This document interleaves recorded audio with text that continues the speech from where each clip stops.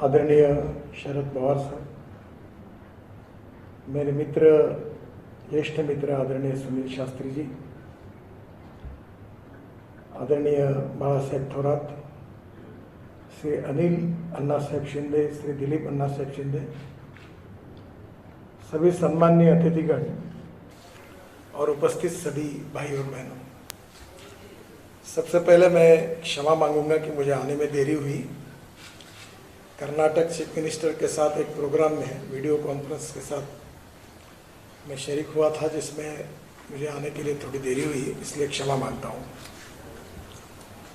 स्वर्गीय अण्णा साहेब शिंदे जी के बारे में, मैं स्कूल में विद्यार्थी था 1962 में, जब वो हमारे शिरडी लोकसभा क्षेत्र से लोकसभा के सांसद बने थे और बाद में वो कृषि मंत्री भी बने थे। लाल बहादुर शास्त्री जी के प्रधानमंत्री के कार्यकाल में हम जब स्कूल में थे तो हमारी जो वॉर हुई थी, तब विशेष रूप से एक समय खाना खाना, क्योंकि वो ज़माना फूड शॉर्टेज का था और इसलिए महाराष्ट्र में हो, सभी देश में हो, सभी जगह पर हमारा देश फूड सिक्योरिटी के बारे में परिपूर्ण कैसे बने, यही सबका आग्रह भी था, कोशिश भी थी। और महाराष्ट्र में विशेष रूप से प्रगतिशील रूप से उस समय काफ़ी ग्रीन रिवॉल्यूशन के लिए प्रयास किया गया।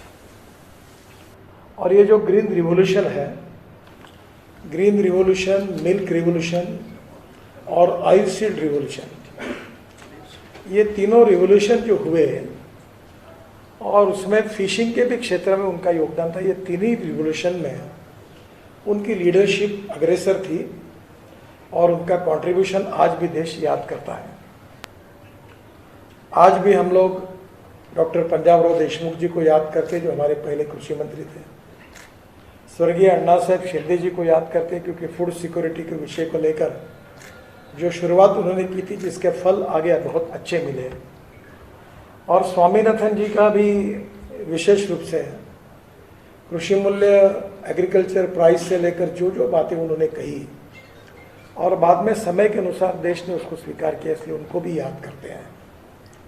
ये भूतकालीन इतिहास है, पर पास्ट का इतिहास इसलिए महत्वपूर्ण होता है, उस इतिहास में भविष्य की नीतियों को निर्माण किया जाता है और इसलिए उन नीतियों के आधार पर स्वाभाविक रूप से समृद्ध संपन्न देश बनने के लिए हम आगे जा रहे हैं। एक बात जरूरी कि उस समय जिस प्रकार से गेहूँ हो, चावल हो, सभी की हमें बहुत कमी थी और इसलिए जो रिसर्च हुआ, रिवोल्यूशन हुआ, वो जेनेटिक साइंस काफ़ी डेवलप हुआ है। और ऐसा करने के बाद थोड़ा सिंचाई के क्षेत्र में भी काफ़ी काम हुआ है, पर और भी बहुत ज़्यादा काम करना है। मैं वाटर रिसोर्सेस मिनिस्टर था, तब वो मैंने बहुत कोशिश की कि 48 प्रोजेक्ट रिवर कनेक्टिविटी के तैयार किए और 18 DPR तैयार किए थे। और मेरे मन में तो एक किसान के नाते ऐसा लगता है कि पानी यही सबसे बड़ी समस्या है। जिस दिन हमारे देश की इरिगेशन की क्षमता 50% के ऊपर जाएगी, उस दिन मुझे नहीं लगता कि गांव छोड़कर कोई शहर की तरफ आएंगे, क्योंकि पानी के बिना समृद्धता और संपन्नता नहीं आ सकती। हमारे विदर्भ क्षेत्र में विशेष रूप से फार्मर सुसाइड्स होते हैं। 10,000 से ज़्यादा किसानों ने आत्महत्या की।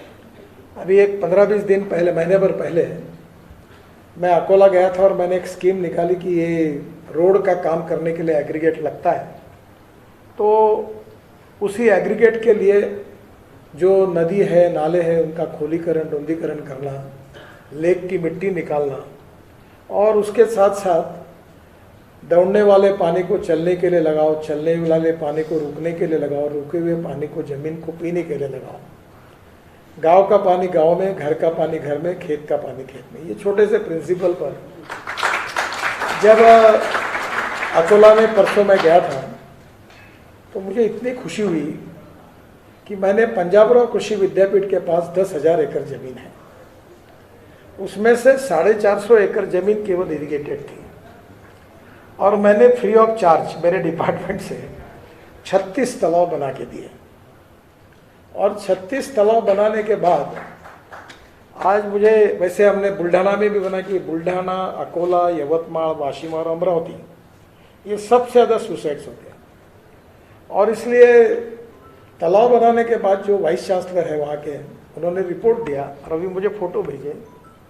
उसके बाद उनकी 10,000 में से 9,500 एकड़ ज़मीन पानी के नीचे आई और वहाँ के 32,000 कुएँ रिचार्ज हुए।